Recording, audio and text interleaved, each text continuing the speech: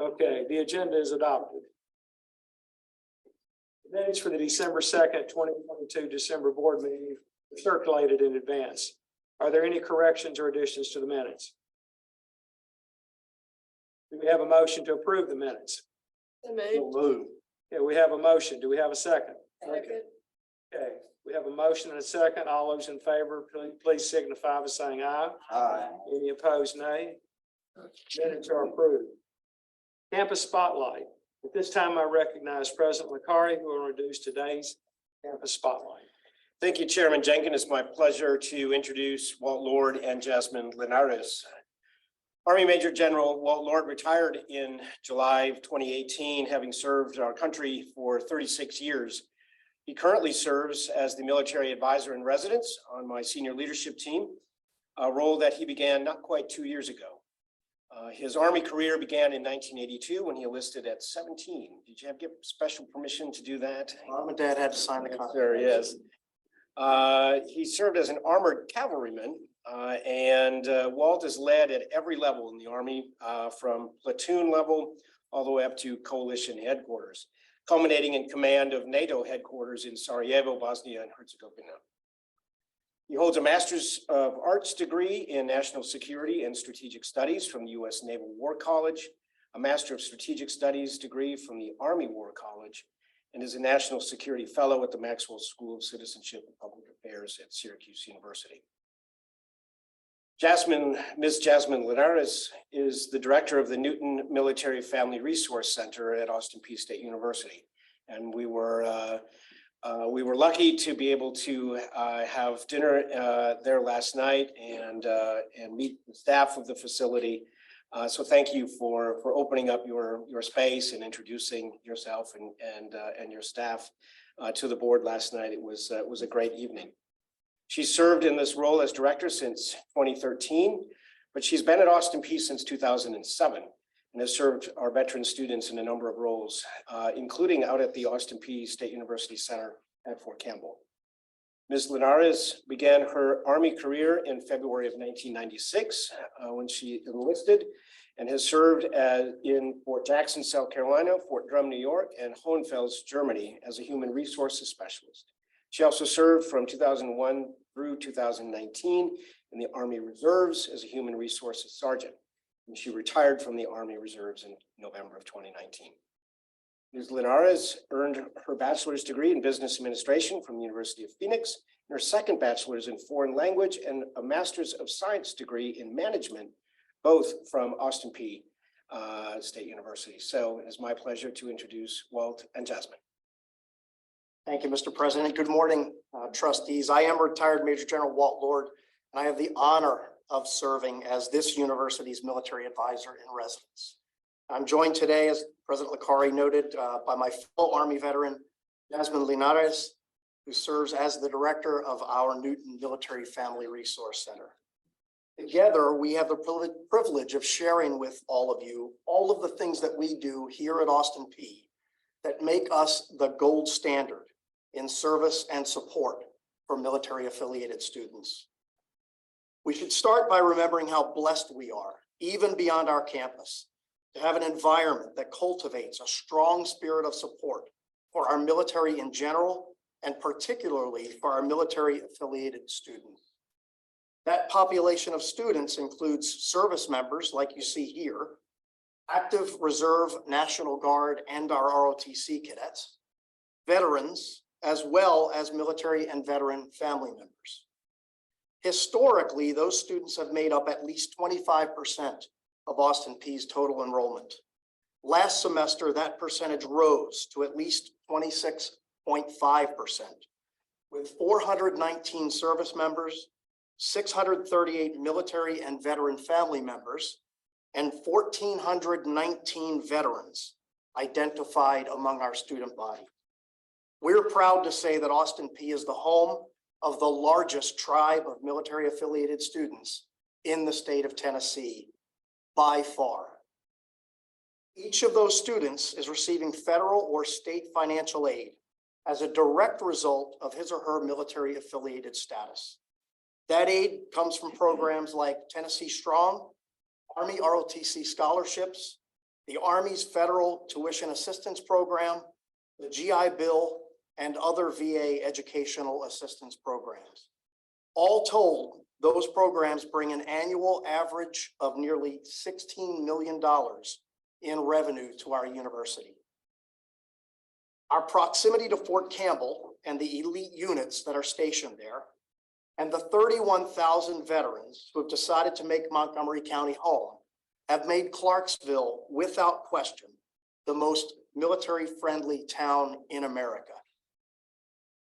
That military-friendly spirit has produced a robust network of public sector and nonprofit veteran support organizations that have been eager to collaborate with us here at Austin Peay.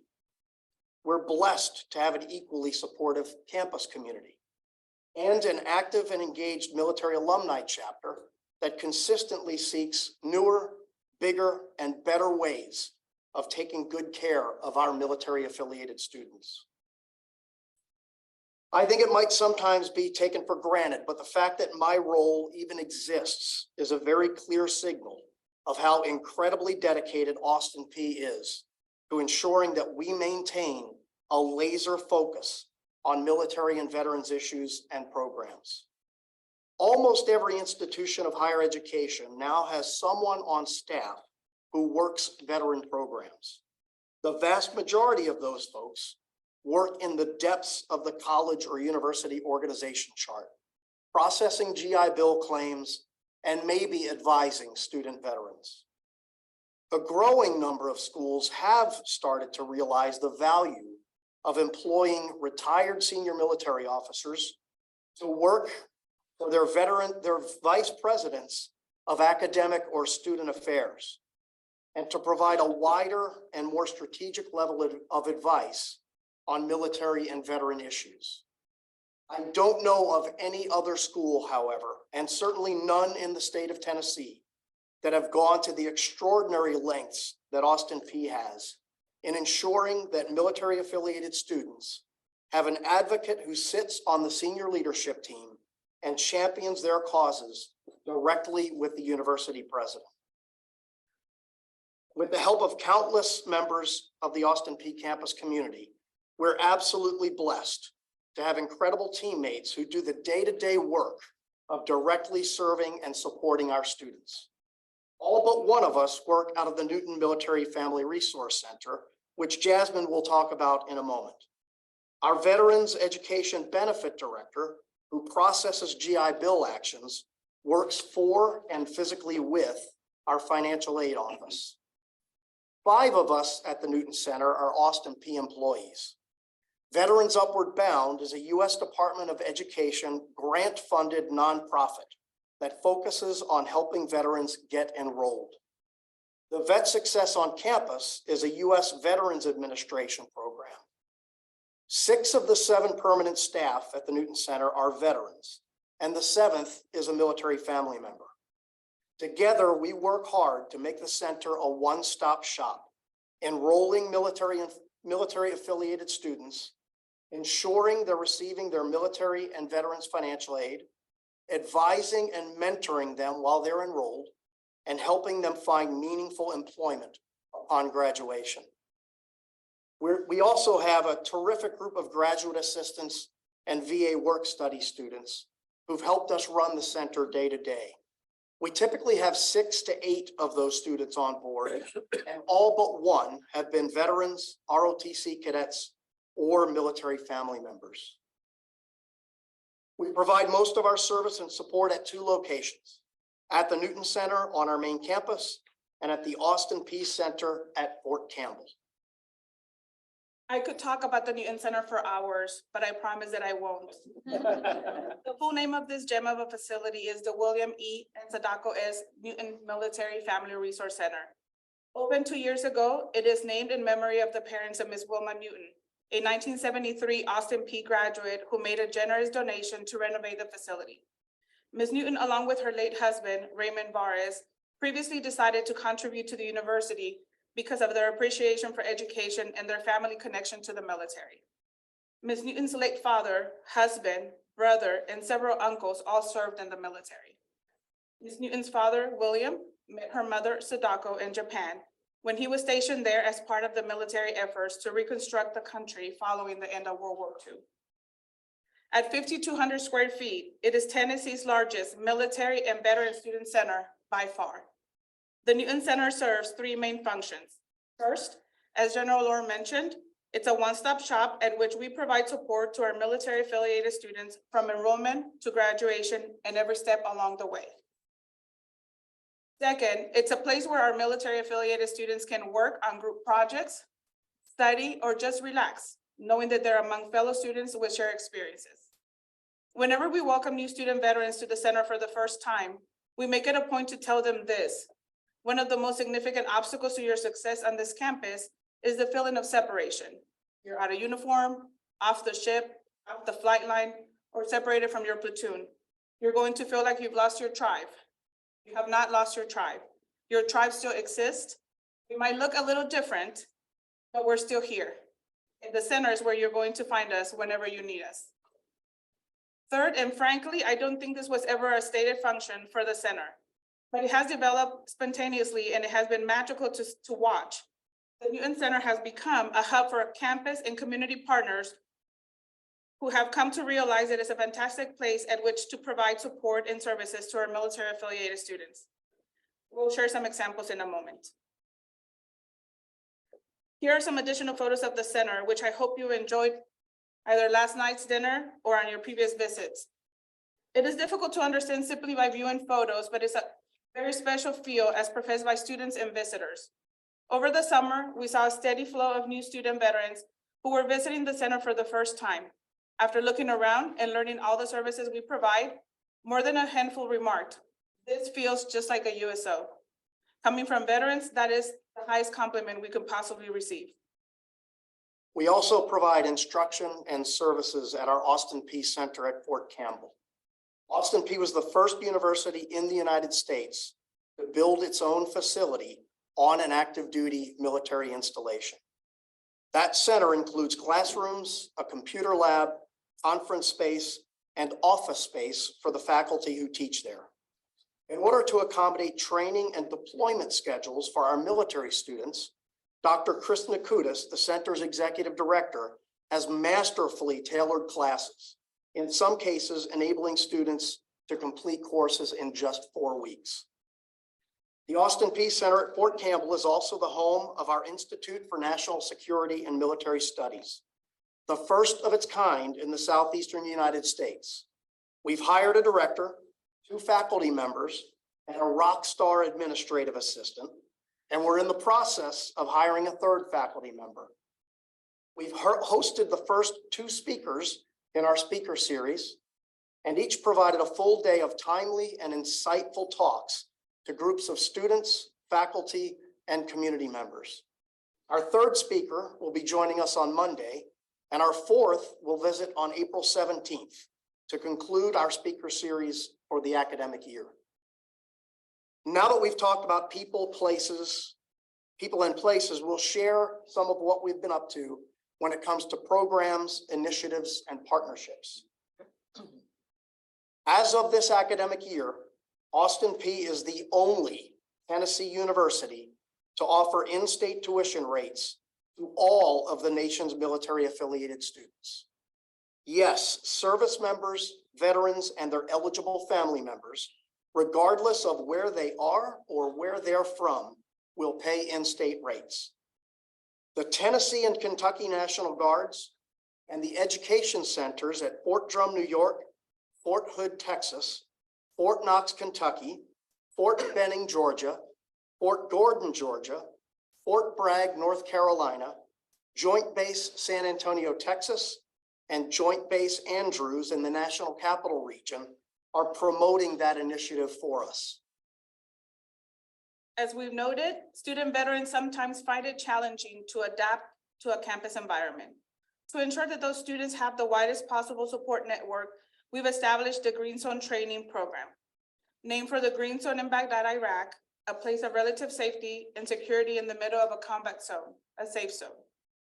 I am Austin Peay's Green Zone trainer and program director Throughout the academic year, I provide awareness on the military experience, on the cycle of deployment, on how the veteran mind works, on recognizing signs of anxiety, and on techniques for providing relief, mentoring, or simply a sympathetic ear. Faculty and staff who complete the training receive the title of Green Zone Ally and are encouraged to display the Green Zone placard on or beside their office doors so the students who might need their support know where to find it.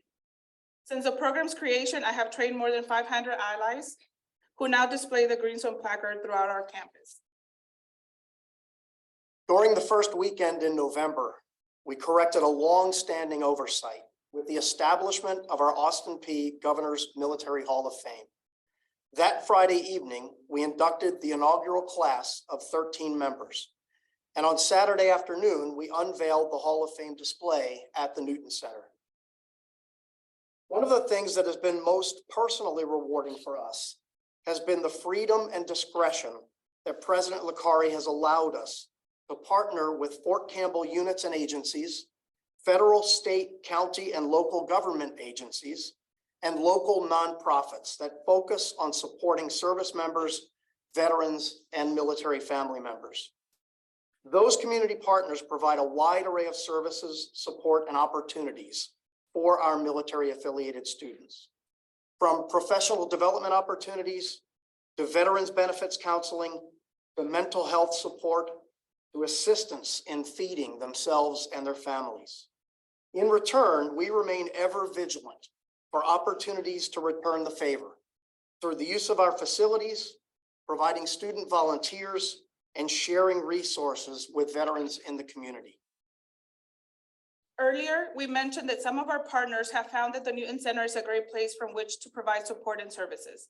We'd like to highlight 4 of those community partners who have been most active in providing that on-site support. As I highlight those 4, you'll see some of the others identified on the slides we display and on the handout you've been provided. Dr. Andrew Kester, Director of the Montgomery County Veteran Service Organization, spends 1 day each month in the Newton Center and sees student veterans on a walk-in basis.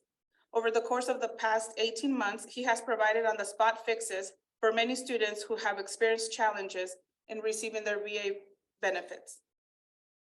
Operation Stand Down Tennessee has included the Newton Center as a distribution point for their Operation Commissary. Each month, Stand Down delivers 50 to 75 very robust bags of non-perishable food, and any of our students who are suffering from food insecurity are able to take those bags home to feed themselves and their families. The Stephen A. Cohen Military Family Clinic conducts monthly lunch and learn sessions in the Newton Center, focusing on topics like mental health first aid, recognizing and dealing with stress, and various types of therapy geared towards our student veterans and the unique challenges they face. On the days when Dr. Kester from the Montgomery County Veteran Service Organization visits, he is joined by coaches from the Federal Veterans Administration Whole Health Coaching Program. These VA coaches offer education and support to our student veterans on a wide array of physical, mental, and emotional health topics. We are equally vigilant for partnering opportunities with our Austin Peay teammates who have support and services to offer. The most recent example has become one of my favorites to share. Last semester, we met a new student veteran named Dan. Dan spent a lot of time with us at the Newton Center. He's a retired Air Force officer and served as an Air Force scientist, specializing in space programs. When he retired, he worked as a high school math and physics teacher for a few years, and then decided to advance his education here at Austin Peay. After just a couple of weeks of experiencing the supportive climate at the center, he told us, "I'm going to be here every Tuesday and Thursday, and I'm going to sit at that table right there between 10 and 2. If you hear of any military affiliated student who needs some math or science tutoring, send them my way." Jasmine told him that there's a mechanism to receive pay for tutoring, but Dan wasn't looking for money. He just wanted to help his fellow military and veteran students. I'll close by sharing a few planned initiatives. At one time, we hosted a Student Veterans of America chapter at Austin Peay, but that chapter went dormant a few years ago. Well, we're fixing that right now. One of our graduate students who retired as a senior Army non-commissioned officer has taken the lead in reviving that chapter, and he is serving as chapter president. We're now recognized by both the national organization and Austin Peay Student Affairs, and I expect that it won't be long before we have a robust and very active chapter. In late December, I received a call from Major General Brian Winsky, former commanding general of the 101st Airborne Division. Brian is the executive director of the Fort Campbell Historical Foundation that is supporting the creation of the new Wings of Liberty Museum on post. He asked if Austin Peay might consider a formal educational partnership with the museum that would benefit both parties in a number of ways. With President Licari's support, we held our first meeting with Brian last month to begin that conversation. Last week, President Licari and I met with the foundation's CEO, retired Lieutenant General Mike Oates, to continue that discussion. We came away from that meeting excited about everything that partnership with the museum will offer. Finally, we're about to correct another longstanding and frankly shocking oversight. Despite our very deep connection with our military, we have no monument on this campus that honors those members of our governor's family who have given their lives in service to our country. We're working with a local scout who's taken on this initiative as his Eagle Scout project. He's finalizing the design and has started the fundraising phase, and his goal is to have that monument in place at the base of the flagpole in front of Browning by Memorial Day 2023. Thank you all so very much for giving us the opportunity to share a little bit about all of the things that we do to maintain the gold standard for support to military affiliated students. We'll be happy to entertain any questions you may have.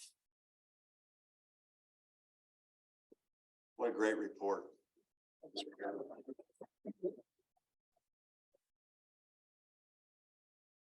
Welcome, Jasmine. We appreciate all you do. I'm chairman of the local industrial board, and we have 400 military retiring or getting out of service every month. And they're instrumental in our recruiting for industry in Clarksville.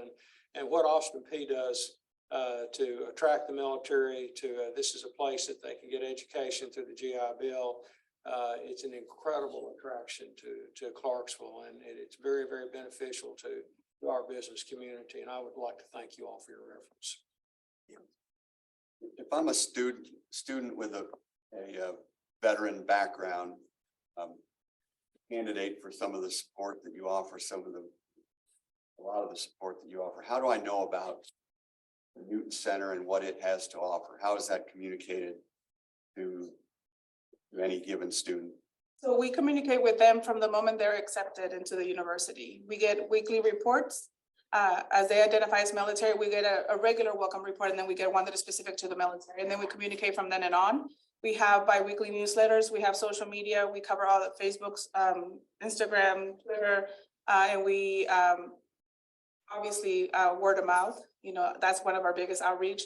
Our VA work studies who are in the classroom are always constantly sharing with their classmates what we do. They're asking the faculty, can they give them permission to speak in class and share what they do? All our students are very passionate about what they do, and they also want to serve and pay it forward. So they're a great asset to our team. I would just note that on the academic side, we make sure that as we're advising those students, Director Nakutis makes sure that as she works with each of those students, that they're aware of any resources they need through the academic advising process too. And I'll add a note, all academic advisors just completed Green Zone training recently. They all came in and completed the training. I just want to thank you too, in particular for the Green Zone program. Mental health has become much more common. And I just thank you for taking the initiative. And I learned last evening, I think you've trained over 500. You may have mentioned that already this morning. So thank you for that, as well as food and security. Talk about that. I mean, all these things are important. But I noticed last night in the Newton Center, the green zone on the different offices and different places. So I think this is wonderful. So thank you both. General Lord, sir, I'd like to thank you and your team. I didn't do this last night for over, I think I added it up, over 100 years of service to this country out of that small shop. To this country, it allows us to be free, have this meeting here, to live in the country we live in. And you mentioned an astonishing number, 26.5%. That was an amazing number, since less than 1% of Americans serve in the military now. Back in the 70s, about 75% of congressmen were veterans. Today, that's less than 20%. And the same reason. So as Kerry mentioned, the green zone, we have 20 active duty and military veterans that commit suicide each day. You don't know how much good you're doing with that. You may be preventing a lot more. I mean, that may be one of the greatest services that you provide there. And I was incredibly proud when I saw that number of 26. That's an amazing number. I don't think there's any university that even comes close to that unless it's a military around the country. And I just want to thank you all for that and commend you for the great work you're doing. Sir, it really is bigger than our team and the Newton Center. The supportive atmosphere that our military affiliated students feel here at Austin P, it spans the entire organization of the university. We're fortunate enough and honored to be the face of that effort. Pretty good face. Really, really good. Just one question. You made a comment that I thought intrigued me. You said that Clarksville is the most military-friendly town in America. And I've always known Clarksville was very military-friendly. I don't know if you define that by something, and I think it was like 31,000 veterans in our town, but is there something that you rely on that qualifies us as the most military-friendly town in America? It's certainly subjective.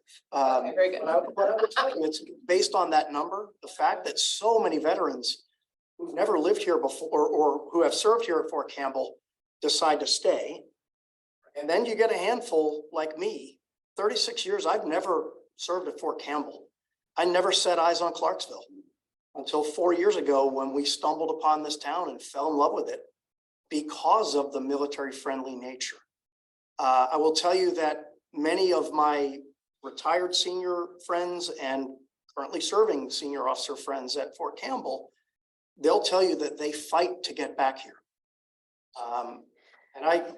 Grace and I have lived in 15 different places in our career, our military life together.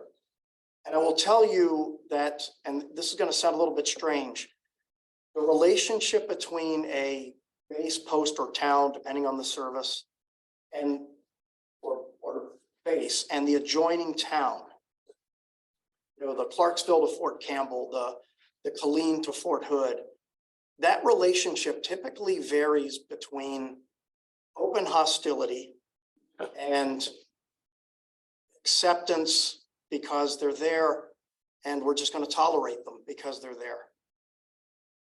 I will tell you, and I've got lots and lots of friends who served at Fort Campbell who will tell you that there is no other environment between a town and the base like there is here between Fort Campbell and Clarksville, where people actually welcome you. They want you here. They want you to retire here. They want you to become part of the community.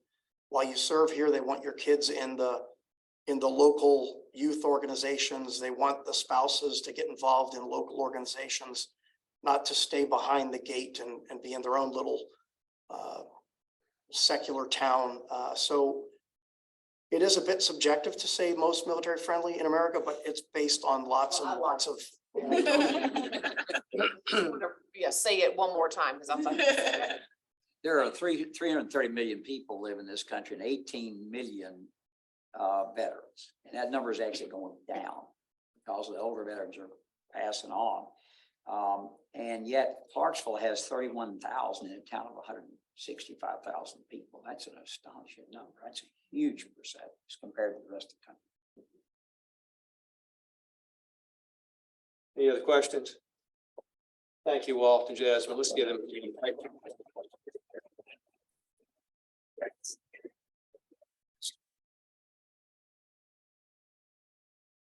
And you made it through the laryngitis. Yeah.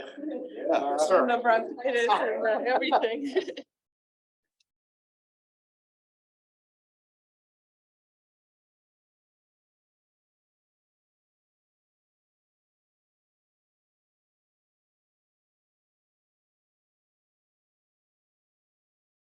Okay, I recognize trustee May, Chair of the Academic Affairs Committee, to give us a report of the committee meeting. Thank you. Thank you for the opportunity to present my report from this morning's Academic Affairs Committee meeting. The committee approved minutes from the December 2nd, 2022 Academic Affairs Committee meeting. The committee reviewed and approved the following action items, which are on the agenda for your approval today. Tenure appointments for faculty and formation of a university college. Provost Cronley presented an information item regarding removal of provisional certification and SAC COC's substantive change restriction. That concludes my report. Trustee May, do you have a motion on tenure appointments? Yes, you have before you the list of faculty recommended for tenure. By direction of the committee, I move to approve the list of faculty recommended for tenure. You've heard the motion to approve the list of faculty recommended for tenure. Since this is a motion of the committee, the second is not required. Is there any discussion?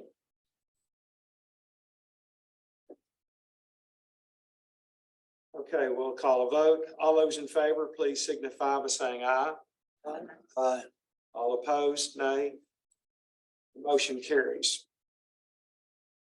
Also, before you, you have information regarding the proposal to form a university college. By direction of the committee, I move to approve the formation of a university college. You've heard the motion to approve the formation of a university college. Since this is a motion of the committee, a second again is not required. Is there any discussion? Quick question, sir. Is there any risk of confusion with the name being University College and the overarching is Austin Peay State University? That makes sense?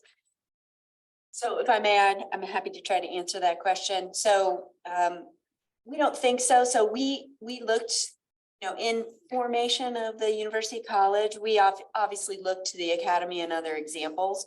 And this is a title that's actually used quite commonly in the academy for this kind of college. It's really an administrative college that will help oversee these degree programs that really are independent in nature of any of the academic disciplines that would traditionally house a degree, and to pull together those student success initiatives. So there are other universities in Tennessee that have university colleges. ETSU is an example of one.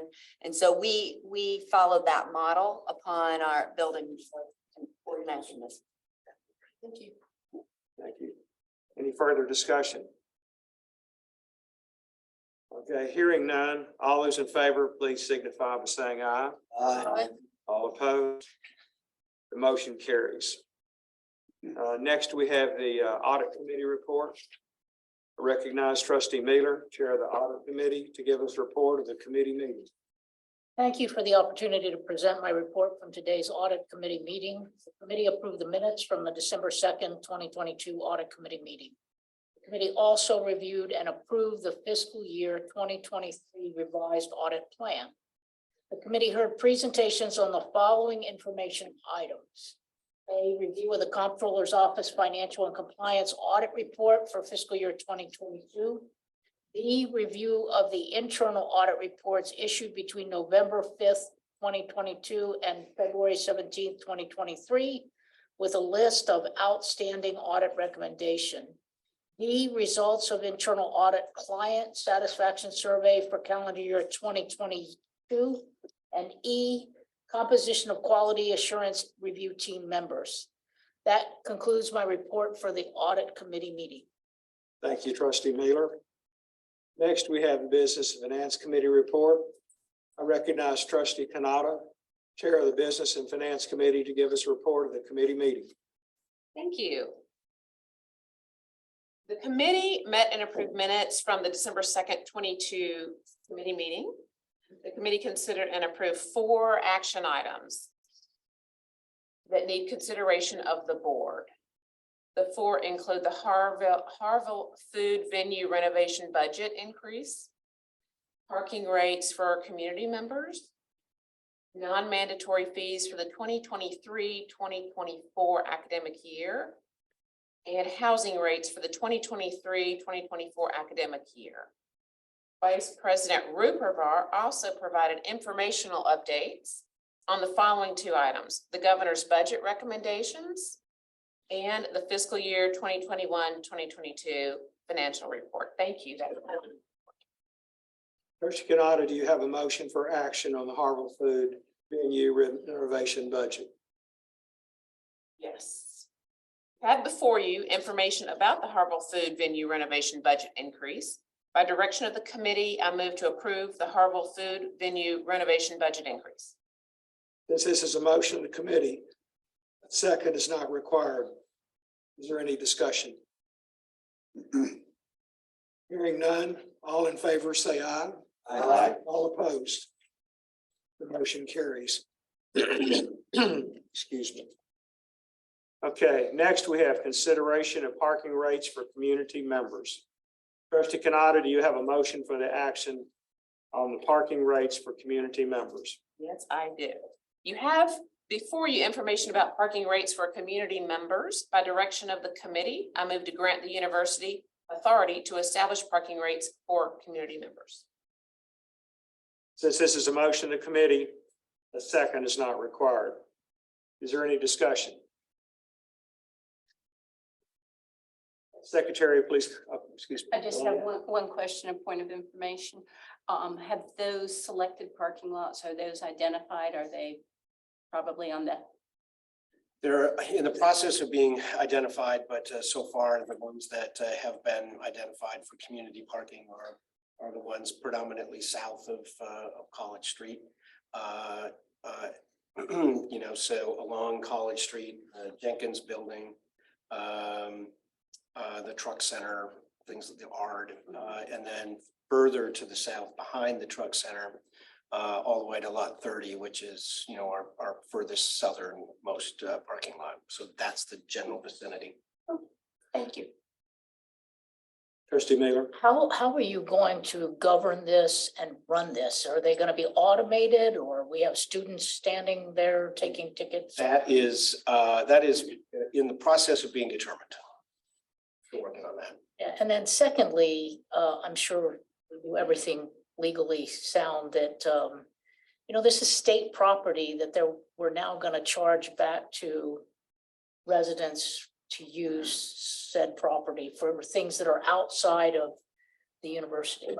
So revenue generated by the university in this way is taxable income. And so it's handled in a different. Go back to the state. It's a No additional fees to them then?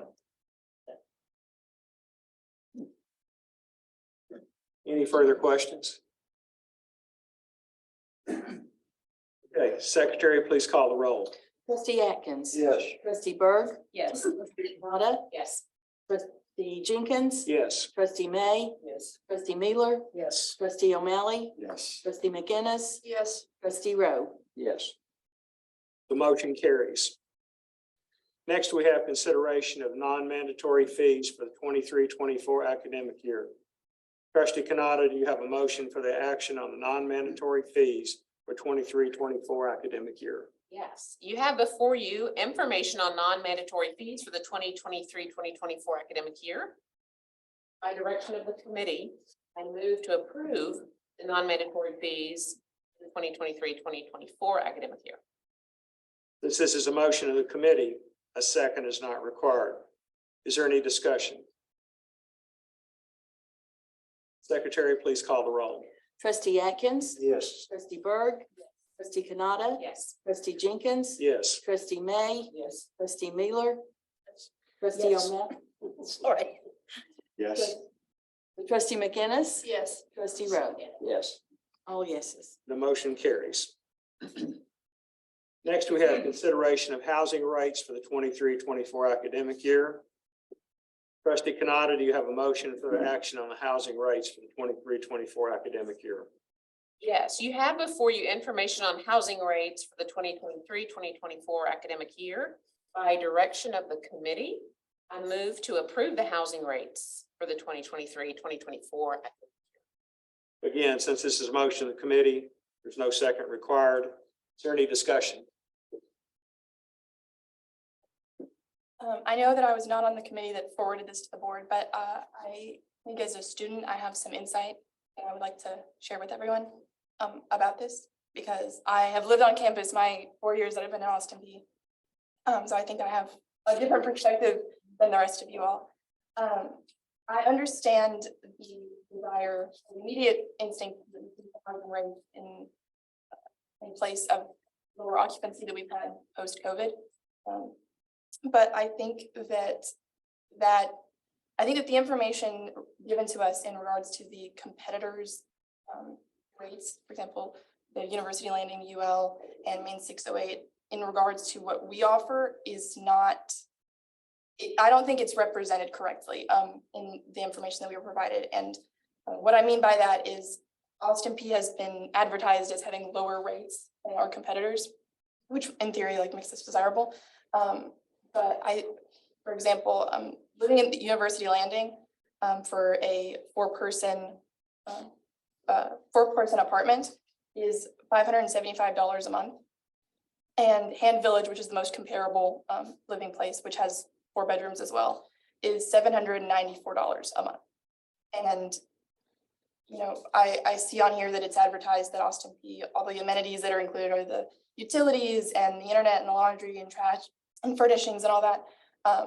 But I don't think that those are comparable differences. I lived in Hand Village, so I'm aware that there's no kitchen in Hand. You have to go to Hand 200, which is an entirely separate building from all the rest of the buildings, to cook. There isn't a laundry room in each of the rooms. I had to go to an entirely different building to do my laundry. And there are not individual private bathrooms in Hand. And all of those things are available in the University Landing 4-person apartment. There's a full kitchen. Everyone has a private bathroom. There's a laundry room in the apartment.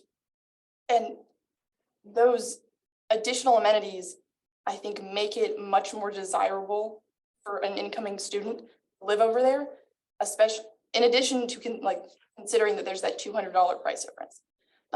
I think another important distinction is the difference between Governor's Terrace North and South and Main 608. I live in Governor's Terrace North right now, and I pay $770 a month with my roommate for a two-person dorm. And Main 608, it's $795 a month. So again, it's cheaper to live at basically the same type of living situation off campus.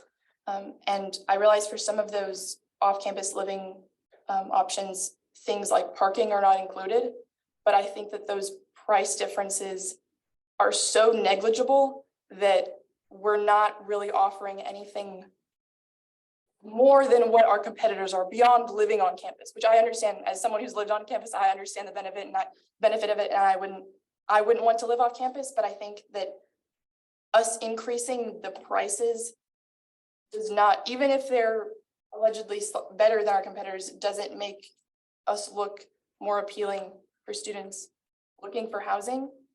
And I think in addition to that, it is my understanding that Austin P is no longer going to be offering year-long housing. And I think that's also a significant deterrent for people who want to live on campus. It's my understanding, and correct me if this is wrong, that residence halls like Meacham and Emerald Hill and Two Rivers will not offer year-long housing. The students who are living in those residence halls presently will have to move out in May and not live on campus for the summer.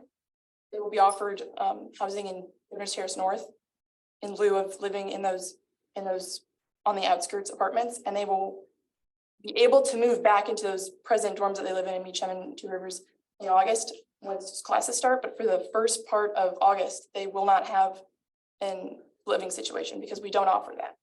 So I don't think that makes us look desirable for people who want to live on campus, because if that information that I have is correct, we're basically encouraging people to move off campus and not come back, because most leases are 6 months to a year. So if you move off campus for May summer isn't 6 months. So by the time you start back classes, you will have a lease somewhere else. And if I had done that, there would be no incentive for me to come back to campus in the fall. I know that stuff is not included in here, and a lot of that is just the firsthand experience that I've had. I have friends that lived in the U, and I've lived in Hampton, I lived in North.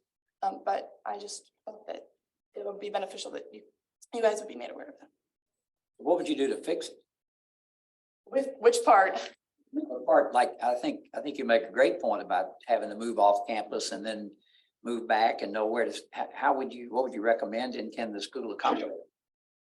Sorry. Well, I don't really understand, sorry. I don't really understand why that was put in place to begin with, the moving off campus. I think some of the problems with housing specifically, which I know have changed immensely since COVID. I came in right before COVID started, and I know that right before we were at we had so many students that we were putting them in hotels, we were at max capacity. So I've seen that ebb and flow of that. So when I first came in here, there was a freshman living policy that required, if you were an incoming freshman, you had to live in specific dorms, and that no longer exists. So freshmen can live literally wherever they want on campus. When I lived in Hand my sophomore year, which used to be upperclassmen only, we had a freshman roommate. And so I think that enforcing that freshman rule of they live in specific buildings would solve some of the problems of filling up those dorms that we don't have full. And I think keeping Emerald Hill and Two Rivers and Meacham year-round living, especially because those are, from my understanding, non-traditional students live there, so graduate assistants, which those could be employees of the university. So if a GA is an employee of the university, they will have to move out of their living, which I don't live in Meacham, but I know it's an apartment style. So you have an apartment's worth of stuff to move out of your living space for the summer. So I think that in keeping those year-long living, it seems obvious, promotes people to want to stay. If you're kicking people out, I don't understand how you would entice them to come back. Yeah, so if I may, first of all, thank you for the feedback, because hearing directly from our students, particularly those like you who live and have lived in the residence halls, as well as off campus, so you can compare your experience, is incredibly valuable. Your comments really drive home the point that we do need to continue to ensure that we offer the right mix of value for what we're charging. And so I really appreciate that. That said, costs go up. And so, fees need to reflect the cost of operations in a lot of ways. And the private sector is under the same stress points in terms of, what they charge for rents. And regarding, the specific policies about choosing residence halls and moving and the requirement to move out, that's a good reminder, and we can do a review of whether or not these decisions are producing appropriate results. So, I just want to say thank you for that feedback. In regards to the freshmen needing to live in particular buildings, I think the decision there was to open it up so that incoming freshmen and their parents would be able to have more choice and feel more confident about where they were, living. But again, we'll do an after-action report and see if that's producing the results that we intended. So thank you. I think you made a lot of great points, especially nobody likes to move. You pack it up all your gear and move it out 60 days and pack it up, and what do you do with it and all? I think she makes a great point. We do have our director of housing here, Joe. If you have got other information, I might. I use that to that. If a student wants to stay on campus for 12 months, they can. We give them the opportunity. We do have them move out of their academic space. But I think if you remember from our past conversations, in order for a student to live on campus, they've got to be enrolled as a student. And so we cannot offer housing to non-students, much like the off-campus market can. So we do offer summer school housing in North. We're going to have it this year. And so if a student wanted to stay from the time that they ended our semester in May, we offer them interim housing. They could then move to summer school housing, and then they can move to their fall assignment. And one big reason that we do that is that I'm very proud of our facilities here, and we have to have time in order to go through and maintain them and clean them and provide new projects and all of those kind of things. And that's an advantage that we have over a 12-month situation with students. And so that we do offer housing 12 months a year if those students do that, but they've got to be enrolled as a student. Trustee McGinnis. Yes, sir. Did I understand though, trustee Hershey correctly, that obviously one thing is about moving out from where they live through May and having to pick up their things and move. But if I understood you correctly, there's a gap between the summer school housing that they live in when they move out, and then when they can move back into the normal, I should say, or academic. So there's like a 2 or 3 week gap that these students don't have a place to stay. Am I thinking, did I understand that right? That's my understanding. That's incorrect. Okay, that's why I said maybe I'm, okay. We allow them to stay interim as long as they enroll for summer school. So Okay. that statement is incorrect. Okay, that's why I asked for clarification. I just want to make sure about that. Joe, would a solution be on a rotating basis to have full-time students stay in certain dorms, that they could stay a whole year in that dorm? And then rotate it to a different dorm the next year so you can clean up that particular dorm like the rest of them? I mean, that would be a solution, I would think. I mean, I think we'd be open to that. Yes, sir. I just want to thank you again because there's so many things that go into, and it's been a long time. I lived on campus, lived off campus, but you're exactly right. And there's benefits, and the private sector has, like the president said, had the increases just like the university, academic and collegiate world has as well. So, and I appreciate you taking these things, President, under consideration and all the work, because one great thing about our buildings is that we've been able to maintain them well, and we have to have timing in order to maintain them, but we also want to balance it with the student impact. So thank you, Mr. Mills, for all that you're doing too. Indeed, I like everything else around the university. That's a balancing act of competing priorities, and the trick is to find those solutions that offer us the best way to serve our students while still getting some of the work done that we need to do. So I appreciate the feedback, and we'll be asking to have a small group formed to take a look at this. And I think since you spoke up, I'd like Olivia, if you would join that group. Thank you. Trustee Rowe, No, I'm good. I've got the answers. any further discussion? Secretary, will you please call the roll? Trustee Atkins. Yes. Trustee Berg. Yes. Trustee Canada. Yes. Trustee Jenkins. Yes. Trustee May. Yes. Trustee Miller. Yes. Trustee O'Malley. Got Trustee McGinnis. Yes. Trustee Rowe. Yes. Motion carries. Next, we have the executive committee report. Thank you for the opportunity to present my report from this morning's executive committee meeting. The committee approved the minutes from the December 3rd, 2021 executive committee meeting. The committee reviewed and approved the following action items, which you approved today by consent. Policy 1010, appeals and appearances before the board. Policy 1001, conflict of interest. The committee also reviewed and took action on 2 items which are on the agenda for your approval today. First item of business, the election of the board chair. By the direction of the executive committee, I forward the nominee of trustee me for appointment to board chair. Are there any further nominations? Okay, hearing no further nominations, trustee Jenkins is the sole nominee for board chair. Therefore, I move to appoint trustee Jenkins as board chair to serve a 2-year term. Is there a second? Excuse me, Mr. Chairman, if I may interject point, may we have somebody else, just because I think it would be great if somebody else other than yourself make the motion, because it's about you. We're all in full support of you. But I'd like to make a motion that you be, if you would so allow, be appointed as the board chair, sir. I second that. Okay, we have a motion and a second. Any further discussion? All in favor, aye.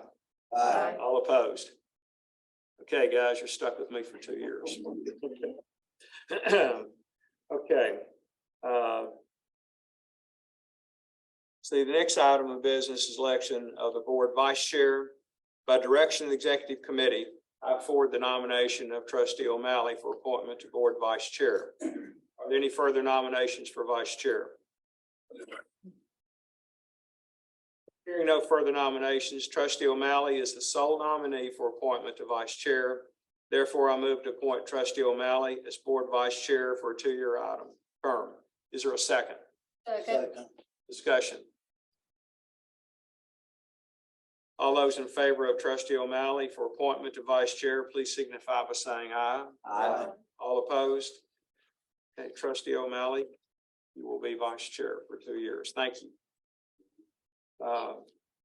Student Affairs Committee. I recognize trustee McGinnis, chair of the Student Affairs Committee, to give us a report of the committee meeting.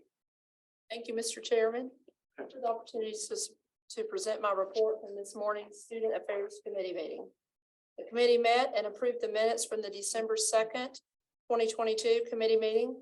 The committee also considered the following action item, Mr. Chairman, which will be presented to you for action in today's meeting. That action item is recommendation for student trustee. There were no information items on our agenda, and that concludes my report, Mr. Chairman. Thank you. The Student Affairs Committee considers with the president's recommendation that Jacob Knight serve in this position. Well, excuse me. Trustee McGinnis, do you have a motion on the selection of student trustee? Yes, sir. I read your mind. That's exactly right. Great minds think alike. Information regarding the student who was recommended by President Licari to serve as our next student trustee was provided to the board in advance of this meeting. The Student Affairs Committee concurs with the president's recommendation that Jacob Knight serve in this position. By direction of the committee, I move that we appoint Jacob Knight to serve as our next student trustee beginning on May 7th, 2023 and running through the 2023-2024 academic year. Thank you. You've heard the motion to appoint Jacob Knight as the next student trustee.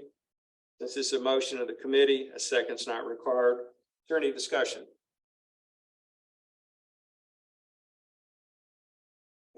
Hearing none, all those in favor, please signify by saying aye. Aye. All opposed? The motion carries. Other business.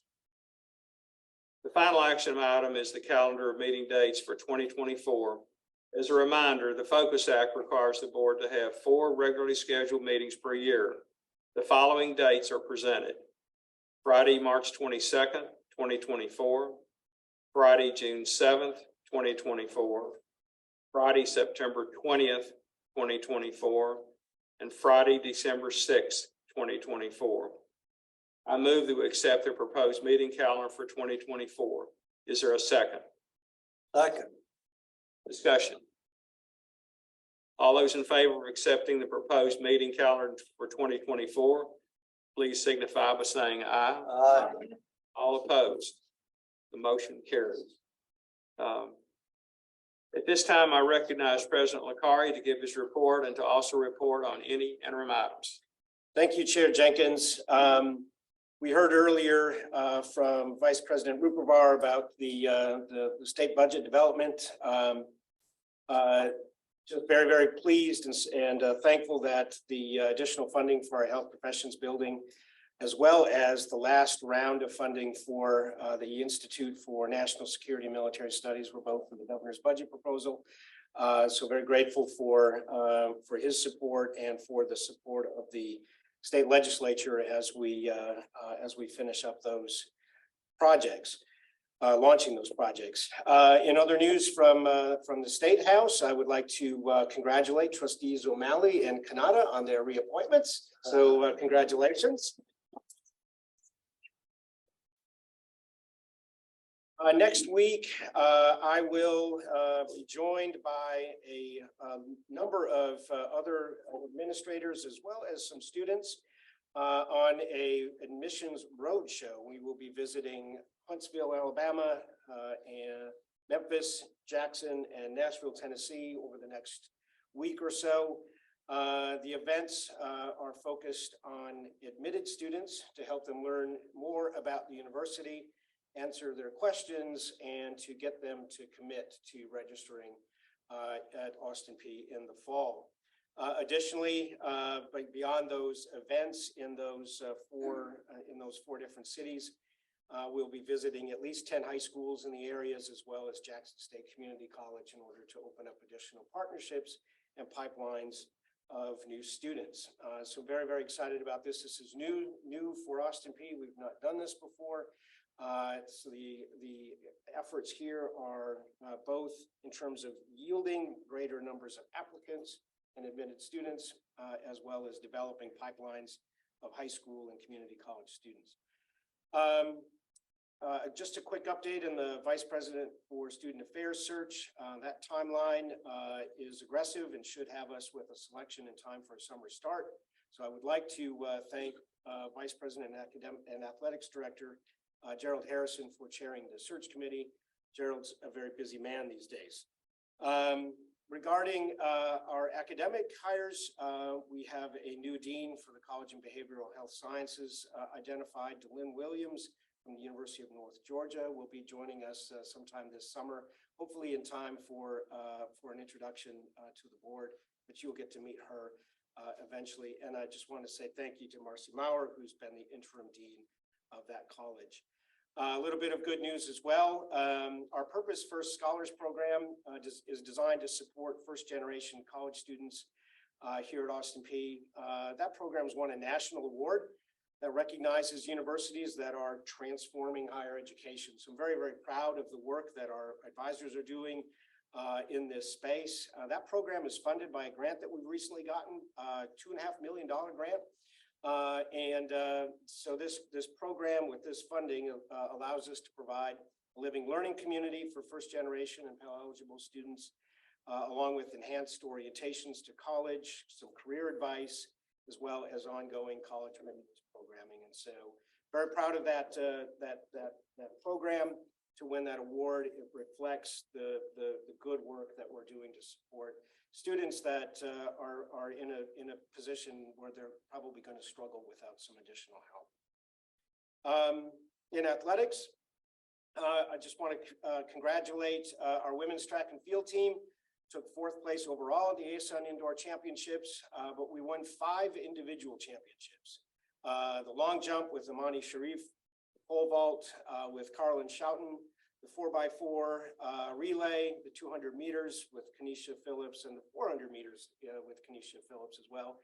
And in most of those events, we set institution records, so university records, conference records, and meet records. And so not only did we come home with 5 gold medals, but we came home with a bunch of additional lines in the record books. And so they are a strong, strong team.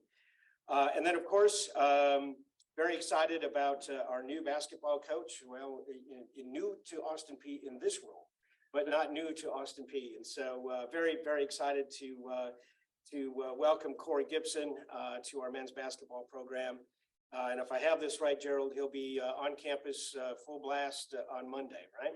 Yes, sir. So he's going to hit the ground running, and I know he's already generated a tremendous amount of excitement around our program.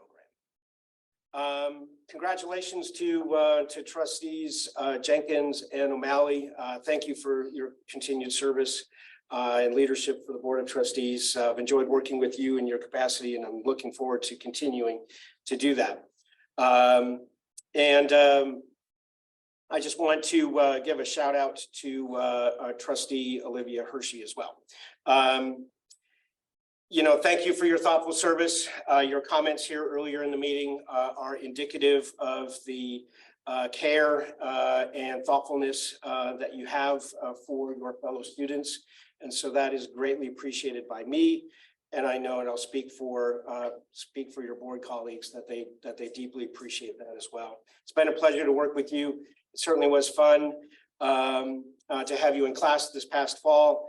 And I'm certainly looking forward to greeting you on the graduation stage in a couple of weeks. So thank you for your service to Austin Peay. We have a little token of our appreciation here.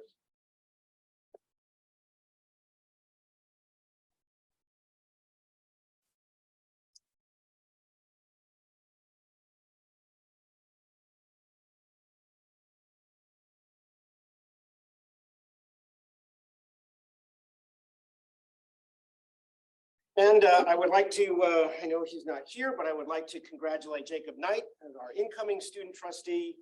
I've gotten to know Jacob well since my arrival, and I've been very, very impressed with him. And I know he will serve the board and the university well. You know, I'm in the gift-giving mood, and so I've got an additional item to give here. Trustee Rowe, if you wouldn't mind coming up and exchanging that umbrella for. Hey, there's no red and white. Here you go, sir.